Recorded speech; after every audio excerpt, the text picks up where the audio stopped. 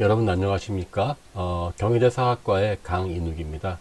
오늘의 이야기는요, 최근에 그 영화로도 또 실사 영화로 나와서 우리의 많은 관심을 끌었었던 고대 중국의 이야기 뮬란에 대해서 한번 이야기해 볼까 합니다. 사실 이 뮬란이라는 영화는요, 사실 이번에 두 번째죠. 예전에 한번 그 만화 영화로 나왔었고 이번에 실사 영화가 나왔었는데요. 먼저 제가 이제 말씀드리고 싶은 거는요.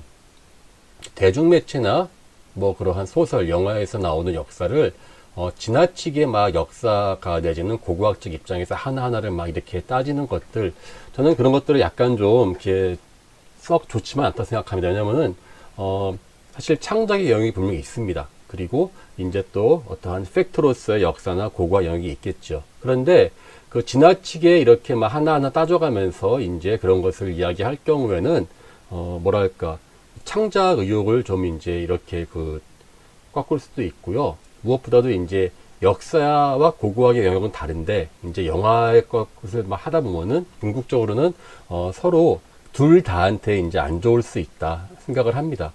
다만 제가 오늘 이야기하고 싶은 거는 이 뮬란의 어떠한 영화가 갖고 있는 것은 단순한 그러한 어떠한 창작 내지는 약간의 실수 내지는 안 맞은 모순 이러한 점을 넘어가서 상당히 많은 그러한 문제가 좀 있지 않나. 특히 이것이 단순하게 중국이라고 하는 그 배경을 한 것이 아니라 중국과 북방에 있는 유목민들, 유목사, 그다음에 실크로드라고 하는 그러한 우리의 많은 관심들을 갖고 있는 그러한 그 전 세계적인 그러한 고고학 주제가 자칫하면은 왜곡되게 전달될 수 있을 것 같다라는 생각에서 제가 한번 이 동영상을 준비하게 되었습니다. 물론 다 아시다시피 뮬란의 본명은 그 화목란이라고 하죠. 화물란. 이 뮬란은 원래 이제 이 사람이 어느 나라 사람이냐 한다면 아마 이 사람은 이제 선비족이라 보는 것이 아마 맞을 겁니다. 왜냐하면은 이 뮬란의 시가 나오는 그 배경이 사실 그 탁발 선비가 세웠었던 그 북유라고 하는 그 나라입니다. 그런데 물론 이제 그 지배계급이 그 북위 탁발 선비였다고 모든 사람들이 그러한 탁발 선비 계통일 필요는 없습니다. 물론 화목란 자체가 어떠한 그 집안이라는 것 내지는 그 사람이 어떠한 문화를 영위했었다 이런 것들은 자세하게 나오고 있지는 않아요. 그런데 이 화목란이 보면 목란 그 기록을 보면은 상당히 여전사로 나옵니다. 그래서 아버지를 대신해서 12년 동안 그 전쟁을 하면서 전공을 다양하게 쌓았어요. 이거는 우리가 평소에 말을 타고 다니면서 약간 이 말이라는 것도 그렇고요. 기마술도 단기간에 습득할 수가 없습니다. 따라서 어릴 때부터 그러한 그 유목민 내지는 그러한 그 전술 또 마술에 그러니까 말을 타는 기술에 능숙한 상태에서 나가서 전공을 쌓을 수가 있겠죠. 따라서 이것은 농사를 짓거나 보면은 그 역할이 한정되어 있었던 일반적인 당시에 그러한 한족의 여성들에서는 기대할 수 없는 활약상입니다. 게다가 당시는 위중남북조 시대라서 이제 북방의 유목민들이 내려와서 같이 이제 잡거를 하면서 어떤 사람들은 농사를 짓고 어떤 사람들은 유목을 하는 다양한 그러한 그 삶의 방식이 공존했기 때문에 아마 화목란 자체는 아마 그러한 유목민의 어떠한 그 후손 내지는 유목민의 어떠한 그 사회에서 나온 사람이다라고 하는 것은 대부분의 사람들이 이제 동의하는 그러한 부분입니다. 물론 이제 화목란이 실존 인물이냐, 그거는 이제 정확히 말하면은 모릅니다. 왜냐면은 이 화목란이 처음 등장하는 책이 목란사 또는 이제 목란시라고 해가지고요. 한 11에서 12세기 사이에 편찬된 악부시집이라는 책에 이게 처음 이 뮬란의 그 시가 등장해요. 수많은 그러한 그 시의 어떠한 그 중에 하나였겠지만은 유독 이 시가 아름답고 널리 사랑을 받았기 때문에 이후에도 계속 이게 전해지면서 다양한 그러한 그 음악이나 그 연극으로 계속 소재가 되었던 것입니다. 그런데 먼저 이 목란 시의 내용 자체는요, 이거는 전쟁의 어떤 영웅을 이야기하는 것이 아니라 철저한 반전 사상을 담고 있습니다. 왜냐면은 목란은 쓸데없이 전쟁에 사람들이 끌려가서 희생당하는 슬픔을 노래하는 것이에요. 그녀의 그 용맹함이나 시대의 편견을 뛰어넘는 그러한 여성의 역할도 물론 있습니다. 상당히 그것도 중요한 부분이고, 또 그러한 것 때문에 또 디즈니 애니메이션이 또 자체만으로도 널리 평가받았던 건 사실인데, 이 시의 내용은요, 서로 원한이 없는 사람들이 타의에 의해서 끌려가서 서로 죽이고 죽는 그러한 그 황당한 짓을 나는 해야 될 수밖에 없다. 왜? 그녀는 가족을 위해서 사는 사람이기 때문에. 자, 나는 가족을 위해서 대신 전쟁에 끌려갔고, 전공을 세운 것도 뭐 국가 내지는 뭐 다른 뭐 그러한 이념, 영웅 다 필요 없고 단순하게 가족에게 돌아가기 위해서, 내가 살기 위해서 했을 뿐이다. 그러니 수많은 포상 이런 거 다 필요 없고 나 그냥 고향에만 돌아가게 해주세요 라고 하는 것이 이 시의 끝입니다. 그러니까 이것이 어떻게 본다면은 그 가장 그 참혹한 그러한 그 전쟁에서 겪었었던 이 일반인들의 고통을 잘 노래한 거라 할 수 있겠죠. 예, 그래서 이 부분은 그 애니메이션에서 나오는 그러한 그 뮬란의 모습은 그 전사의 모습을 잘 보이고 있고요. 그 다음에 실사판 영화에서 그 나오는 그 장면도 역시 그러한 그 화려한 내지는 그러한 그 멋있는 여전사의 모습을 하고 있는데요. 사실 이것은 우리가 또 하나 그 알아야 될 게, 이제 유목민들 사이에서 이렇게 여성들의 여전사가 등장할 수 있었겠느냐라고 하는 그러한 또 의문을 또 품을 수 있을 것 같긴 해요. 과연 옆에 있는 사람이 여성인 줄 몰랐을까, 뭐 이런 이야기도 할 수 있는데, 저는 개인적으로는 이 유목민 사회라는 것을 단순하게 남성과 여성의 어떠한 그 역할이 뚜렷하게 구분되었다든지 성에 따라서 모든 것을 구분했을 것이라고 보고 싶진 않습니다. 왜냐하면 최근에 다양한 무덤에서 소위 말하는 여전사라고 이야기하죠. 아마조네스들이 이제 존재가 확인되고 있습니다. 그래서 사실상 이 유목사회가 되게 그 남성적인 사회인 건 분명해요. 이 유목이나 전쟁 또는 말을 부리는 것들이 사실 남성의 신체 구조에 상당히 유리한 것은 사실입니다. 그래서 지금도 많은 유목사회에서 남성 중심의 어떠한 그 사회라는 것은 대부분에서 보이고 있어요.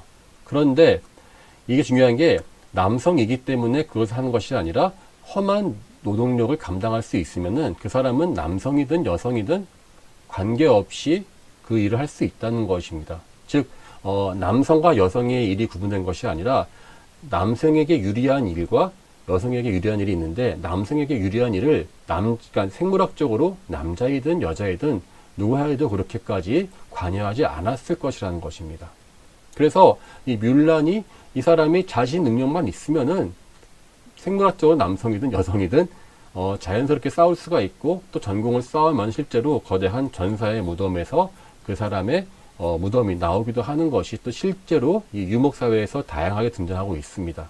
따라서 오히려 이렇게 남성과 여성성을 구분하고 이렇게 딱 선을 긋는 것 자체는 어떻게 본다면은 이러한 그 우리의 편견일 수가 있고, 유목민들은 철저하게 혈연도 중요하지 않고요. 뭐 민족계통 이런 거 전혀 없죠. 그 다음에 성별 자체보다는 그 사람의 능력이 가장 우선시되는 사회였습니다. 그래서 이 뮬란이 등장하는 것 자체는 그러한 그 유목민들의 어떠한 그 풍습들이 잘 남아 있었다라고 볼 수 있겠죠.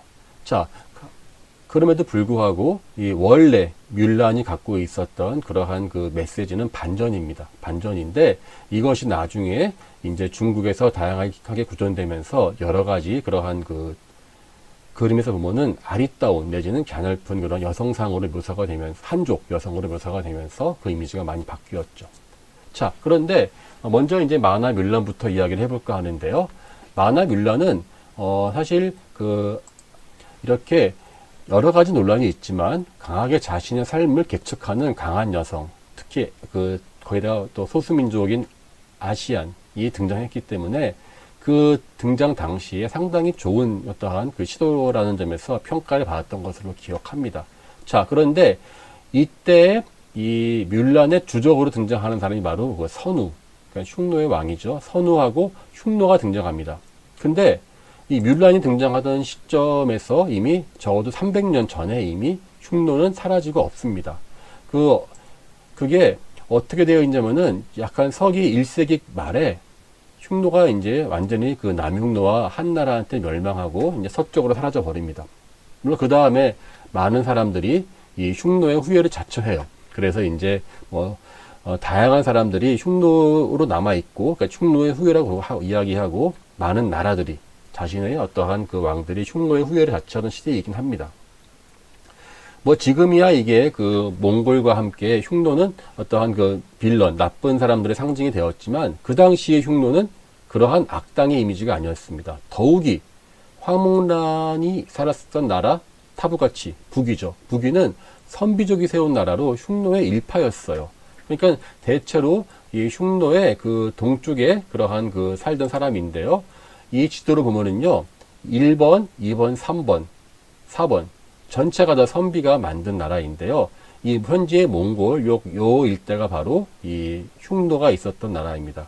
이 흉노가 강성해지면서 이 동쪽에 있었던, 그래서 아마 원래 선비는 그 기원이 퉁구스 계통이다, 그런 식으로 이야기 많이 하는데요. 이 선비가 이쪽에서 발원을 해서 점차 남쪽으로 내려와서요.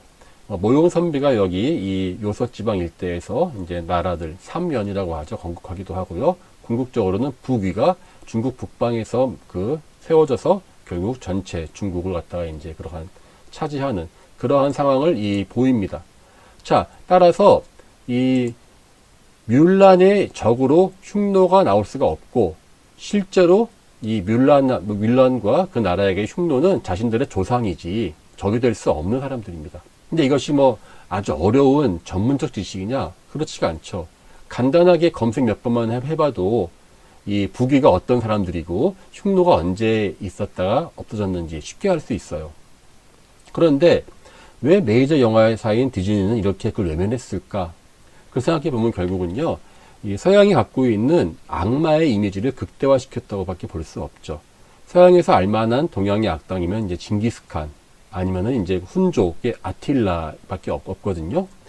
예컨대 이제 80년대에 제가 봤었던 옛날 영화이지만 플래시 고르던이라는 영화가 있거든요.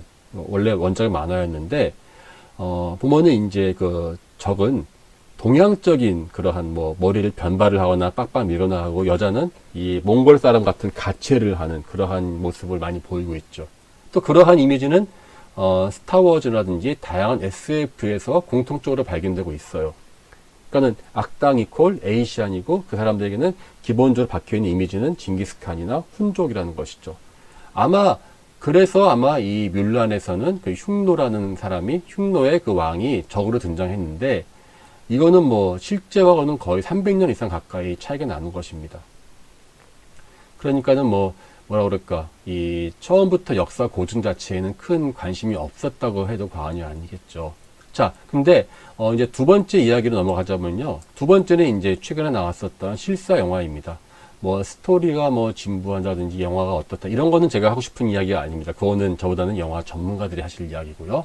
그런데 영화 뮬란은 단순하게 역사를 좀 가볍게 처리했다 내지는 그냥 고증에 신경 쓰지 않았다가 문제가 아니라, 기본적인 흐름은 아예 처음부터 작정을 하고 다양한 시대와 공간에 있는 것들을 같이 우겨 넣었다는 것이 문제입니다. 제가 영화를 보자마자 놀랬던 게, 화목란이 사는 곳으로 나오는 곳이요, 토루입니다. 그래서 이렇게 보면 이 동그랗게 사람들이 이렇게 전 대가족이 모여 살고요, 가운데 거대한 마당이 있습니다. 이것은 주로 복건성, 그러니까 중국 남부이죠. 복건성이나 광동 광서 지역의 객가인 또는 학하라고 이야기하는 사람들이 한 12세기부터 살던 그들만의 독특한 집입니다. 근데 이게 어떻게 갑자기 서기 5, 6세기에 중국 북방에서 튀어나올 수가 있을까요? 공간적으로도 안 맞죠. 그리고 시간적으로도 거의 600년 이상 빨라요. 이 뮬란의 시대가. 비유하자면은 임진왜란 때 아파트가 등장하는 거와 거의 비슷한 시간 간격이란 말이죠. 이것이 왜 등장했을까요? 아마 제 생각에는 이 토르가 전 세계적으로 알아주는 중국의 아름다운 세계문화유산입니다. 그래서 아마 어떤 중국의 그러한 특히 고유한 문화를 강조하고 싶어 했던 것이 아니었겠는가. 자, 두 번째로는 이제 이 또 실사 영화의 주요한 악당으로 등장하는 사람은 이제 보리칸이라고 부릅니다. 보리칸이 아마 이 사람 유연, 제국이 어떠한 그 사람이라 나오는데요. 사실 이 뮬란과 나라의 적이 유연이었다. 요 설정은 역사하고 잘 맞아요. 실제로 유연은 현재의 몽골 근처에서 살고 있으면서 흉노가 있었던 그 땅에 있었죠. 그런데 4에서 6세기 정도의 약 200년 정도 전성기를 맞이하는데 가장 큰 이제 여담인데요. 고고학계의 그러한 그 미스테리입니다. 뭐냐면은 지금 이렇게 그 유연의 유물이 몇 개 보고 계신데요. 유연의 유적이 거의 나온 게 없어요. 거의 200년 가까이 되어 있거든요. 그런데 최근에 유적이 한두 개 나오고 전혀 유적이 뭐 왕성이나 뭐 거대한 고분 같은 거 말할 것도 없고요. 그런데 역사적으로 보면은 이 사람들의 그러한 이야기는 잘 나옵니다. 주로 유연은 현재 그 북위의 북쪽에서 있으면서 이렇게 이 일대에 있으면서 북위와 경쟁을 했어요. 그러니까 이때 고구려가 있었죠. 그래서 고구려하고 유연하고 서로 이렇게 그 연합을 합니다. 그래서 지도라는 곳, 지도는 한 이 일대쯤 되는데요. 그 일대를 협공을 해서 분할을 하고 또 북위에 힘을 합쳐서 대항을 하는 뭐 그러한 이야기들이 잘 남아 있습니다. 그래서 고구려는 자신들이 잘 갖고 있는 거 있죠. 무기하고 마구를 갖다가 이제 유연에게 주고 유연은 반대로 이 양질의 말들을 뭐 고구려에게 주는 서로 이렇게 협공해서 같이 무찌르자. 그러니까 잘 맞죠. 그 북위였다한 적이었다는 점은. 그런데 문제는 여기에서 이제 그 뮬란이 나오고 있는 설정이에요. 뮬란이 이제 활약하는 바로 그 지역이 중국, 엄밀히 말하면 이제 북위인데 여기서 그냥 중국하면 한족의 이미지로 나오죠. 이 중국 천자가 설치한 그 실크로드를 이 보리칸 유연 제국과 경쟁한다고 해서 이 유연이 그쪽을 침략하는 것을 뮬란이 막아낸다. 뭐 그런 건데요. 엄밀히 말하면은 유연과 실크로드는 관계가 전혀 없어요. 자, 왜냐면은 다시 한번 지도를 보면서 얘기 드리자면요. 예. 자, 우리가 보통 알고 있는 실크로드는 여기 간수성에서 이 감수회랑 지나가서 신강성에 우르무치 보이시죠? 그래서 이 북쪽 천선산맥길, 그 다음에 실크로드, 남로 이렇게 해서 갈라갑니다. 그래서 당나라 때 이 지역에 곳곳에 오아시스에 자신들의 거점을 이제 만들었었는데 이것은 당나라 때 이야기입니다. 이 뮬란이 살고 있었던 그 위진 남북도 시대에는 이쪽은 신경을 쓸 수 없었죠. 본인들 자체가 이제 북에서 내려온 이방 민족들이었지 않습니까? 유연은 요 일대에 있었고요. 유연에게 복속되어 있었던 사람은 실크로드보다 북쪽에 있었던 바로 요 현재 러시아 알타이 지역에 있는 돌골이라고 하는 사람들이었어요. 뭐 튀르크 내지는 뭐 터키의 먼 그 조상이 된 사람들이죠.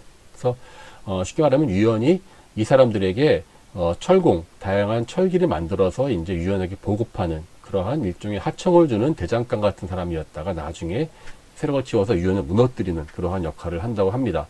어쨌거나 유연은 이렇게 실크로드랑 관련이 전혀 없는, 그리고 그 실체도 지금 되게 애매한 사람들입니다. 자, 그런데 여기서 우리가 이제 다시 말하면 화목란은 한족화가 되었고 원래 이무민족이지만 그 다음에 토루, 실크로드, 그 다음에 또 하나 나오는 게 있어요. 바로 이 뮬란이 갖고 있는 기본적인 그 옷이나 커스튬이나 모든 것이 당나라 때하고 이제 그 유사해요. 자, 이게 뭐는 뮬란이 그 영화 한 장면에서 이렇게 결혼을, 그러니까 부모님이 강제로 결혼을 시키기 위해서 화장을 하는 것이 이 장면인데, 이 장면은 당나라 시절에 이러한 그 도용 인형이나, 그러니까 흙으로 만든 인형이나 벽화에 나와 있는 화장법, 의복들을 아주 충실하게 모방했습니다. 물론 이제 북위보다 더 늦은 시기에 당나라 것이죠. 자, 이것까지 포함하면 뭐가 되냐면요. 한족, 토루, 실크로드, 당나라. 이 모든 것은 무엇을 강조하냐면요. 중국이 자랑하는 문화유산과 중국이 가장 번영했었던 바로 그 시대의 이미지들을 모아놓은 것입니다. 한족은 중국 영토 안에 수많은 모든 소수민족들을 대표한다는 그런 사상이 있고요. 토르와 실크로드는 유네스코 세계문화유산이고 또 1대1로 해서 전 세계로 중국이 뻗어나가는 그러한 것을 말합니다. 당나라 때는 영토적으로도 가장 두 번째로 거대했었습니다. 첫 번째로 거대했었던 나라는 청나라입니다. 물론 청나라는 이제 지배하는 사람들이 여든족이기 때문에 순수한 한족의 나라다 이렇게 보는 거는 좀 이제 이견이 있죠. 어쨌든 당나라 때는 영토도 넓었고 세계적으로 진출했고 문화도 융성했었다. 뮬란이라고 하는 중국을 대표하는 그 영화의 그 모든 이미지를 시간과 공간을 무시하고 다 집어넣은 것입니다. 그래서 중국이 자랑하는 역사적 문화적 요소에다가 한족의 문화라는 것을 강조하는 것이죠.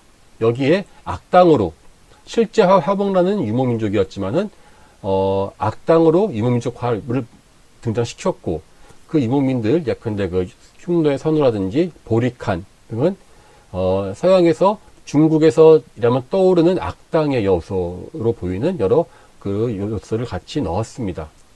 즉, 이걸 보면은 기존에 갖고 있었던 중국에 대한 약간 내지는 아시아에 대한 편견, 오리엔탈리즘이라고도 볼 수 있겠죠. 영화에서 보이는 그러한 다양한 요소가 들어가 있고, 플러스 여기에다가 중국 팽창주의의 중국 우월한 문화주의가 고스란히 녹아 들어가 있습니다.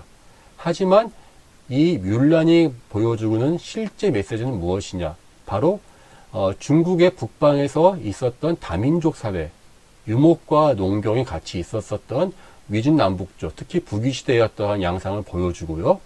또 하나 바로 반전가라는 것입니다. 서로 전쟁을 할 필요가 없습니다. 전쟁 같은 거 제발 하지 맙시다라고 하는 평화의 노래가 됐는데 그것이 일종의 프로파간다로 전락이 된 것이죠. 물론 이러한 변화에는 이제 중국의 자본이라고 하는 것도 있을 수 있겠고요.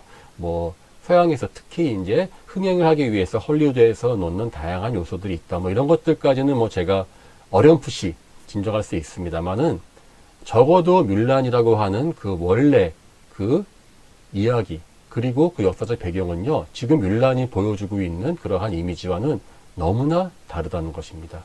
실제로 이거는 단순한 영화적인 창작의 어떠한 범위를 벗어나도 한참 벗어나서 상당히 의도적인 그러한 메시지를 주고 싶다, 메시지를 주려 한다고 생각하기 때문에 이거는 하여튼 좀 약간의 팩트 체크가 필요할 것이다. 그러한 생각에서 이번 동영상을 준비했습니다. 네, 이상 마치겠습니다. 감사합니다.